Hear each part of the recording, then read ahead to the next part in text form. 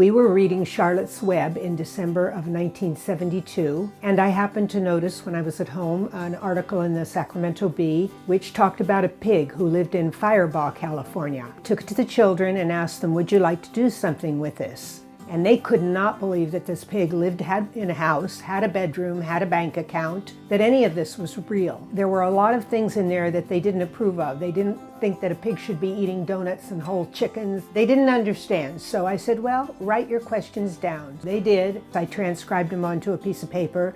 They all came in and signed, and we sent it off to Firebaugh, California, to someone named Mickey Bacciabella, who was in the article, and we hoped we'd hear back. The first thing that happened was we got 4 pages of that yellow legal paper with the answers to every single question in detail, plus about 12 pictures of the pig on his birthday, eating cake, in the rain, with a raincoat, in his bedroom, with a friend, all kinds of pictures, and the children were just over the moon. They could not believe that this pig had written them a letter, and that was the start of the magic. And pretty soon I was noticing just subtle changes in that class. First of all, the behavior, because they were so eager. I'd say, well, if we can get through this work and this work, then after lunch we'll sit down and talk about Arnold and I've got a letter for you to read. Children felt the magic, and it just changed the children and changed that year.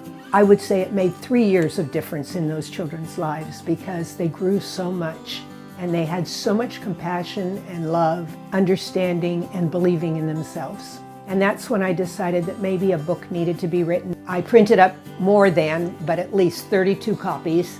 3 of the children, who are now adults, called me or got in touch with me by email, and I sent those books off right away to them. And they're also helping me look for the children. So my hope is to find as many of them as I can. My name is Lynn Gordon. I was a teacher at Kingswood School in San Juan Unified School District. I had a really special experience there, and recently I wrote a book about this experience.